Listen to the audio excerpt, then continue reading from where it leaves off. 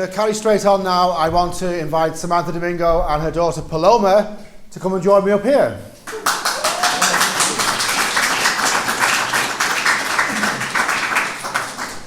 Let's find out how OSA affects the family.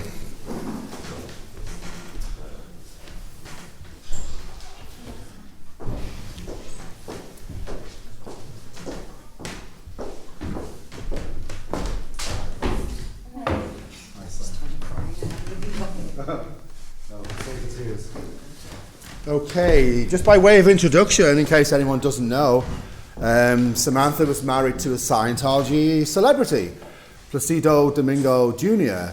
And as we've just seen how celebrities are treated in Scientology, it probably went really well for a while. But did it continue to go well, Sam? Okay, what went wrong?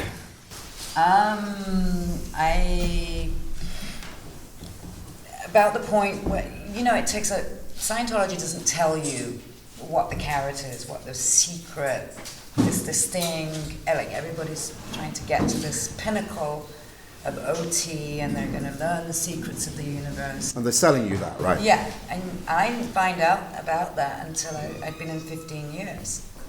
And when I finally realized that this was all about space alien, disembodied, invisible spirits that you're supposed to exercise. You learn that on OT level 3, that the big secret is that you have these invisible aliens stuck to you, hundreds and thousands of them, and you have to get rid of them all. And then you get to OT 4 and you think, now what? And there's more BTs. Right. They're called body thetans, BTs, they're disembodied space aliens. What was that like for you, Paloma, living in a family with a mum and dad and all these invisible alien spirits? Did you know they were there? Honestly, I wasn't told about it because I hadn't reached that point yet. Aha. Okay, so was it a normal kind of upbringing though? I mean, I'm not prying too deeply here, but what was your life like as the child of a Scientology couple? I mean, it was normal, like in the house, but like at school, obviously I'd have all my friends saying that they did the Purif and like they were all doing it. They were all doing it. And what age would you be then? I was about 12, 13. Okay, so we've got children at a Scientology school doing Scientology services. Yeah. Right. They were actually the Mace Kingsley Centre in Clearwater is right next to the school. It's a Scientology, they say that they're there to help children, Mace Kingsley. And then what they would actually do was stand outside the school and wait for the kids to come out, and then they would say, oh, come do the purification rundown, you can take a week off school, a few weeks off school, it'd be like holiday camp. And who was doing this? Sea Org members, right? This was done by the centre for children that was right next to the school, and they would literally go in and grab the kids out of the school and put them directly onto Scientology services. Did you ever get offered a billion-year contract? I did. I got that little card thing. I think it said I was going to be there for a billion years. Wow. And what age were you when they offered you the billion-year contract? What was that? 10 maybe? Yeah, 10. Wow.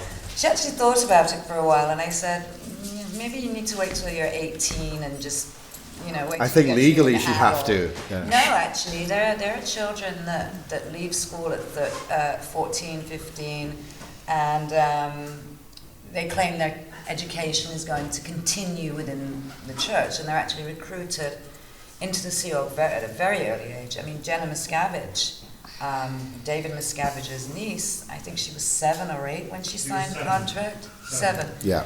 And they actually lined the kids up and had them sign their billion-year contracts.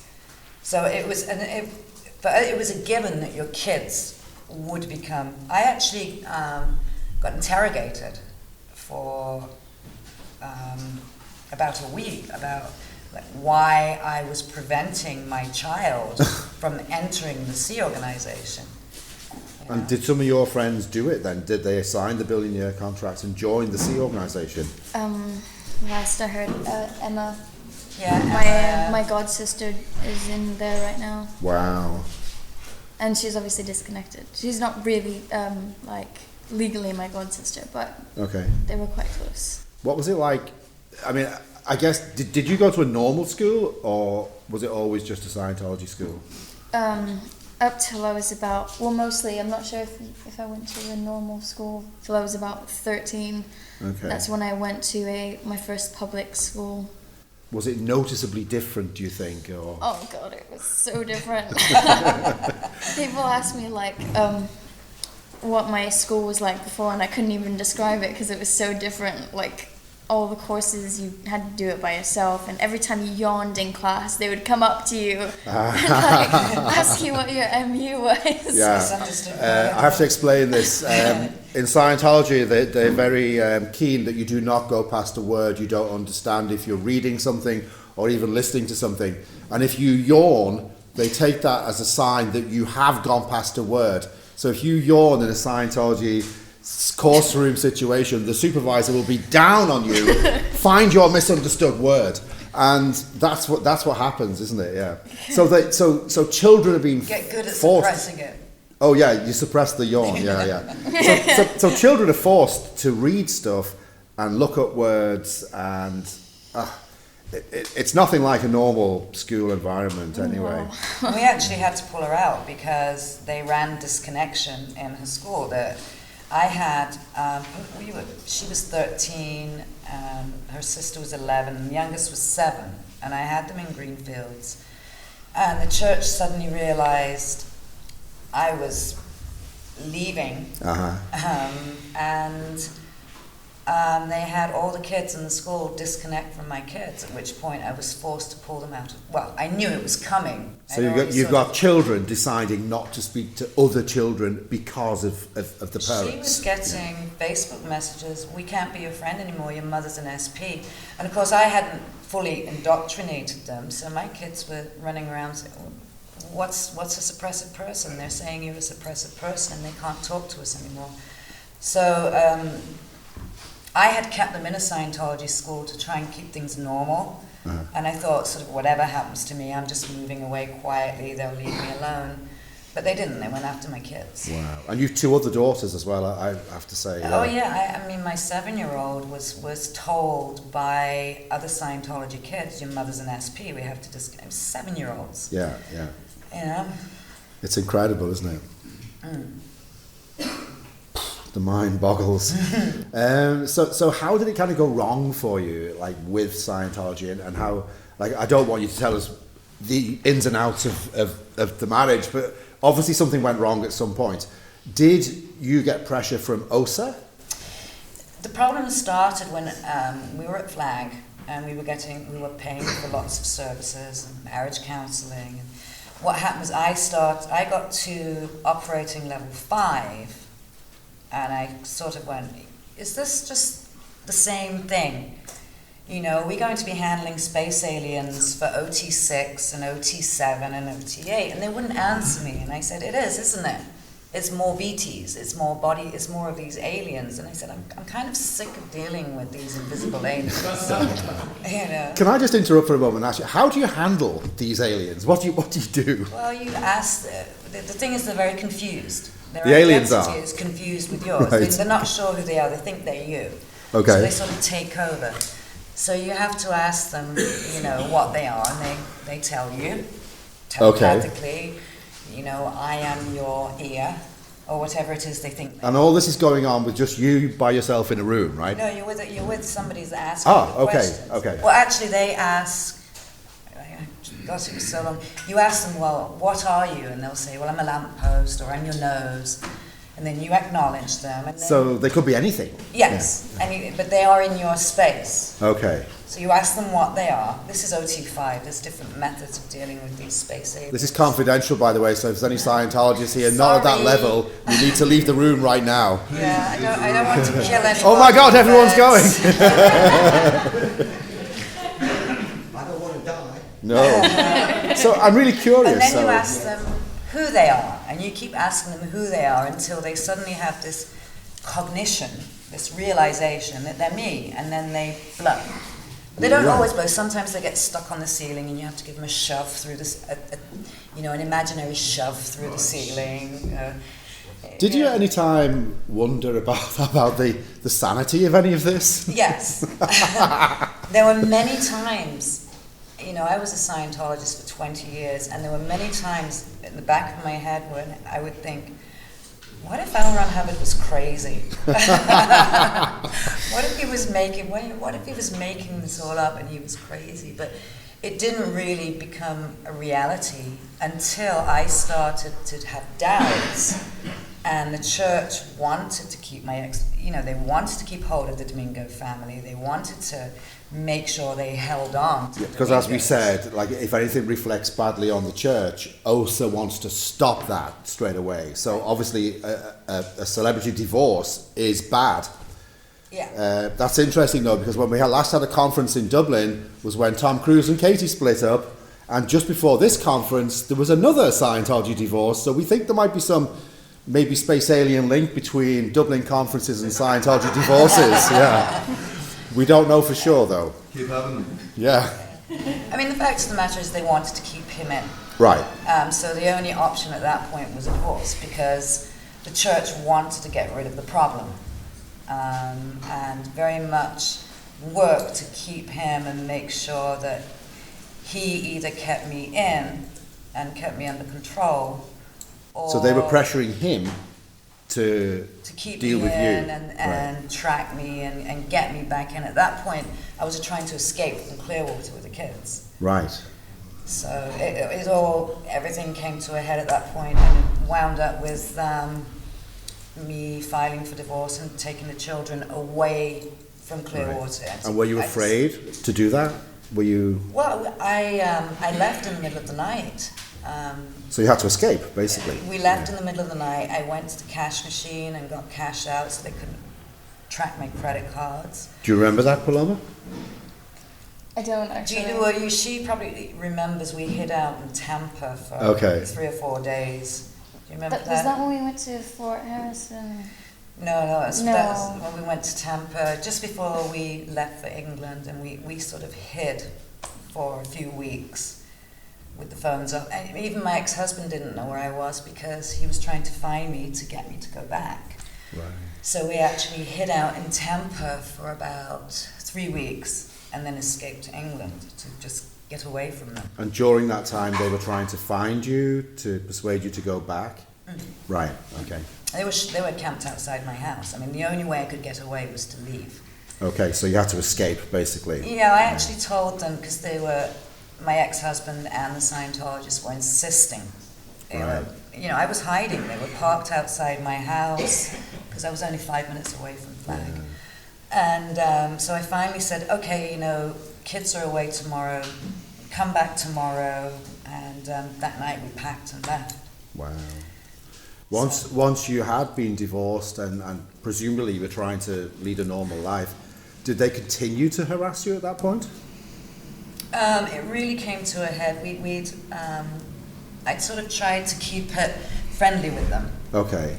We'd come to England, and I kept them in a Scientology school because they'd been in Scientology school their whole life, and I wanted to keep life as normal as possible. And I thought, well, there might be something wrong with the organisation, but the kids seem happy enough at school, and we'd already, the family had been split in half already. So I thought I'll try and keep things as normal as possible for them. I'll put them in a Scientology school in England, and I'll stay friendly with them. Right. But I just don't want to be a Scientologist anymore. Right. And you still see your dad, don't you? So you're all friends right there. Well, Yeah. I've since got him. I got her dad declared since. Oh, okay. Okay.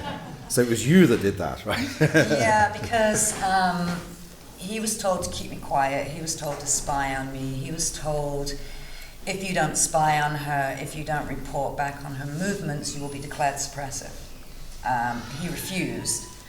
And then they still had very tight control over him at that point, and I didn't know how to get him out. And I actually at that point went to go see Marty Rathbun, and I took Paloma with me. And I think that's around about, I said I actually need to get, if they suppressive declare him, that is the only way I can see of getting him out.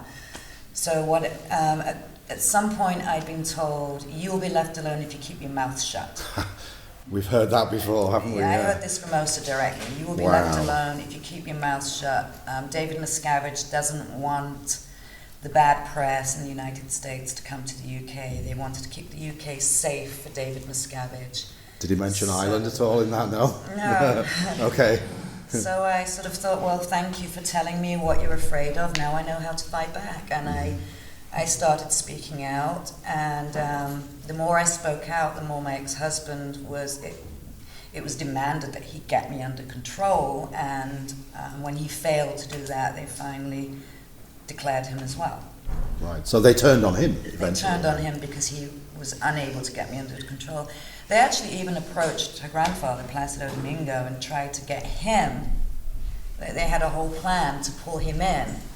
The president of the Celebrity Center was texting him, you know, we need to see you, we're really worried about your family. And I'd already spoken to him. So he came to see me and he showed me these texts. Wow. And he says, I know what they're doing. He says, they want to tell me how bad you are. And I Right. said, that's right. And he said, yeah. He said, I know exactly what they're up to. So her grandfather is fully aware of the control of the church. Good. It's a good thing he is. And you have a normal relationship now with the members of your family that you don't live with, right? Yeah. Yeah, but we still Great. have her Scientology, uncle and aunts and cousins. So they're still in Scientology? Yeah. Wow. Like, Okay. we have, how many, 4 members of the family that are still in and sort of pretending they haven't disconnected, because if her grandfather finds out they've disconnected, it wouldn't go How does down that well. work around the Christmas dinner table? Well, I'm not invited. Okay, but you obviously go to the family gatherings. Do the Scientology members of the family not speak to the non-Scientology members, or? I don't know, I think my mum's the major SP to the family, I'm and the present person. Like, it's great when you can blame one person and say it's all I them. think if anyone ever tried to show that kind of attitude towards me, my grandpa would probably just like... Great. Grandpa would not be happy. He You would can't not beat- have It's all done very quietly. I mean, Yeah. they sort of pretend they haven't disconnected, but they have. Yeah, yeah. So Grandpa doesn't actually know that they're doing this. And, you know, Paloma goes on holiday. I don't really, you know, I'm divorced. I have my own life. Sure. But the grandchildren obviously see their grandparents. Well, you obviously still see the value of family connections, you know, unlike another organisation we know, you know, so, yeah. But she'll go on holiday with them, and the 3 or 4 Scientologists that are still in the family will try and get to them when they're Oh, on no, family really? holidays. And Yeah? My cousin tried to handle me, I think. Actually, I was on propranolol, which is not actually like a psych medication. It's a beta blocker, which regulates your heartbeat when Right, you have yeah. a panic attack. I was on those, and he was told I was on antidepressants, which is completely not what I was on. And he was telling me he wanted to be my terminal and that he wanted to help me. talking Scientologies. He And said- Paloma So this is a person with no medical background giving you medical advice. He literally Right. pulled me aside and just tried to talk to me about it. And I was just like, I don't need your help. Right. Don't talk to me. I Actually, think, she said, try speaking English first. Oh yeah, I did because he was saying all these things like terminal and stuff. Yeah, exactly, yeah. They do have another language. I think we may have discovered that over the course of the last couple of days. Guys, does anybody have any questions they'd like to ask Sam and Paloma? Sure. Could you talk about your experience on the rehabilitation project force? The RPF. Yeah. Is that what horrified people? Yeah, absolutely, yeah. So how did you find the rehabilitation project Oh, it was force? lovely. Right. Did you send a postcard to anybody?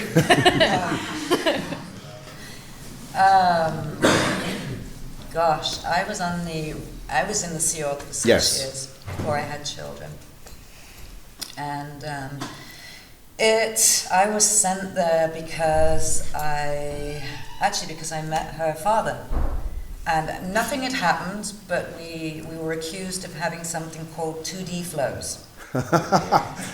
Can we translate that into English? I will translate that. I think in Ireland we call that checking someone out. Yeah. We're accused of flirting. Right, okay. Which Scientologists call 2D flows. It's these flows. I like you. Making eyes at me, yeah. Yeah. So we were told to stay away from each other. They told you to stay away from each other. Stay away from each other. We weren't allowed to speak to each other. Who'd spotted these 2D flows? One of the executives at Celebrity Centre had written a knowledge report that her father and I had been seeing 2D flowing each other. So he wrote a report, right? Oh my! This is from a group that has 2D rating, right? Yeah. That means 2D means your partner. Yes. Which we weren't. We were friends. Okay. We had these, and I actually at the time was like, well, could you define these 2D flows? What exactly is it that we're doing? And nobody really could. And we were told to stay away from each other, which her father absolutely refused to do. Okay. And we ended up running away together. Wow. And then we ended up returning because so many times I left and I went back because I was absolutely guilt-ridden. I mean, my mind had gone to that point. And so we went back, and then I was put on the rehabilitation project force, and he had joined Sea Org for a short amount of time, and he was thrown out so that we would be kept separate. Can I just ask you, when you joined the rehabilitation project force? I didn't join the rehabilitation. When you sent to it? I was told, you either do that or you will be suppressive person declared. Okay. And do they tell you how long you're expected to be on this program, or is it just do it as long as it, what's the story there? Do you get like sentenced for so many years or what? Well, the second time I went on, they told me I was never coming off. Never? Never. Because at one point I jumped out of a window and left. Okay. Anyway, back to your question. It was a prison camp. I've actually seen, the series Orange is the New Black?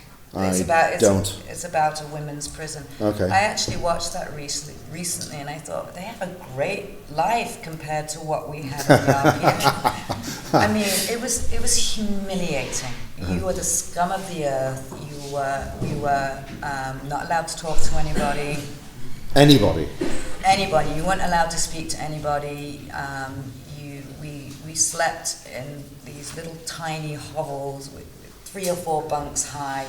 We had to have communal showers. I was going to ask you about the hygiene, yeah. We had to eat, as Nancy did, we had to eat scraps that were leftovers. We didn't have our own food. And sometimes you would take things from other people's plates that they left over. And worse than the RPF was the RPF's RPF. Okay. There is something below the RPF, and that's, in the rehabilitation project force, you're the scum of the earth, no one's allowed to talk to you. Sure. If you mess up in the RPF, you're now on the RPF's RPF, and so even the scum of the earth are not allowed to talk to you because you're the scum of the earth. And that was a blast. I mean, I crawled under the grease traps at the Big Blue on... there was this tunnel under the kitchens that was this high, and they would send us out on these black backboards with wheels on them, and we had to crawl in these dark tunnels that were full of silverfish and cockroaches, and we were supposed to scrub the grease off the floor of these little tiny tunnels under the kitchens. In the name of what? In the name of... I don't know what the hell I was thinking. Because it sounds like you're being punished and tortured. You are being for punished. Looking at a guy, so. Well, I was assigned to the RPF's RPF because I called her father. Right. While I was on the RPF. Ah, that's terrible. Yeah, and I was under 24-hour watch, and finally, when I was on the RPF's RPF, at one point I just had enough, and I actually climbed out of a 4th-story window. I tied some... 4th story? Yeah. I've seen the James Bond films, right? And I stuffed the bed, because I had a security guard camped outside my door, because they wanted to make sure I kept away from her father. Right. He wasn't a father at the time, of course. Sure. So I'd seen the movies, and I stuffed my bed, so it looked like I was still sleeping, pulled the sheets, and I tied them together. I tied them on the window, and I was like, I'll just climb down. Well, of course, as soon as I got out the window, my skinny little arms just... Wow, okay. So luckily, I was 4 stories up. And the funny thing is, I actually told somebody, I looked down and I thought, oh my God, I'm going to wind up in the hospital with 2 broken legs surrounded by OSA. And I explained, and I told somebody this, and they said, weren't you more afraid of dying? Or no, my biggest fear was waking up in the hospital surrounded by Scientology security guards. Yeah. That was my biggest fear. Luckily, I managed to swing over into a tree and grab a tree. Yeah. And then my guardian angels must have been watching because I couldn't hold on any longer. And this tree branch broke and gently lifted me, dropped me to the ground. Wow. And then it ran. Got the hell So out of there. I'm trying to get a picture of this, because like 4 stories high would be something like the length of this room. Yeah, that's about So high it how was. far off the ground did you meet the tree? Well, it was a very tall tree, and I sort of dropped down into the tree And grabbed a hold? and grabbed a hold because I couldn't hold on So to you'd the be sheets pretty anymore. high up, though, when- It's when- not like the movies. I mean, Yeah. well, maybe it's for a guy, but I couldn't hold on. I've done something similar and I fell. So yeah. It's not easy doing But that. it really was miraculous that I survived. I mean, I That's think amazing, there was yeah. a guardian angel watching over me that day because it was Or a guardian big tree, anyway. And I closed my eyes thinking, broken back. Yeah. And I heard this tremendous crack, and this tree just very gently and lowered me. And when I opened my eyes, I was this far off the ground, and I went. Wow. That's amazing, Yeah. It really is. Yeah, so that's how I got off the RPF. Fantastic. And then I went back.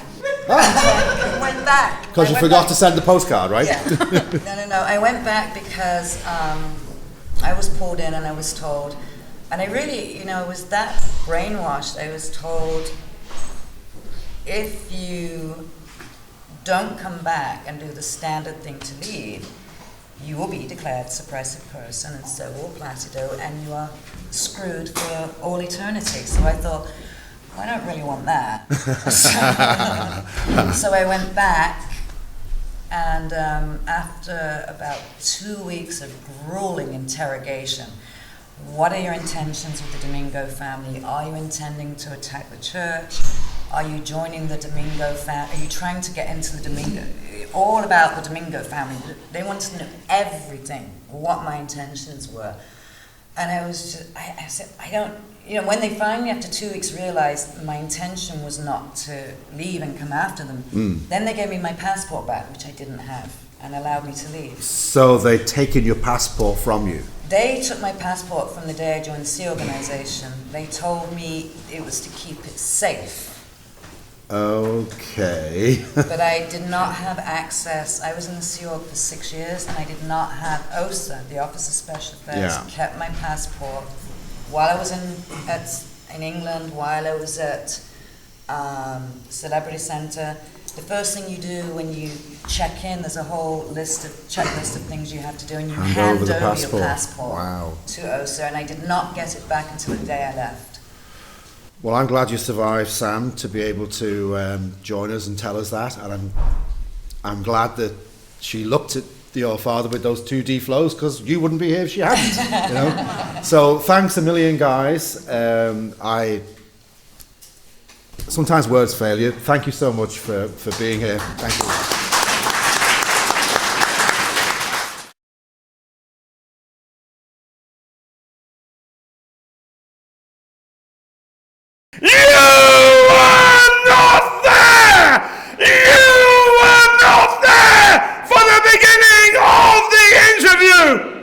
But thanks to the internet, you can be.